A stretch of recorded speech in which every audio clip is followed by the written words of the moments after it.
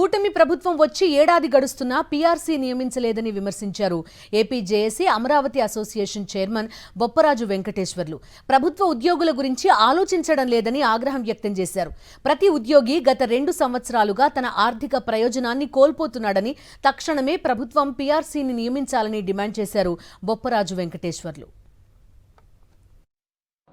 మనం కోరుకున్నటువంటి కూటమి ప్రభుత్వం వచ్చి కూడా సంవత్సరం దాటిపోయినా కూడా ఇంకా కనీసం పీఆర్సీ కమిషనర్ అంటే ఎలాంటి ఆర్థిక పరమైనటువంటి నష్టం ప్రభుత్వానికి లేకపోయినప్పటికీ కూడా కనీసం పీఆర్సీ కమిషన్ కూడా నియమించట్లేదు.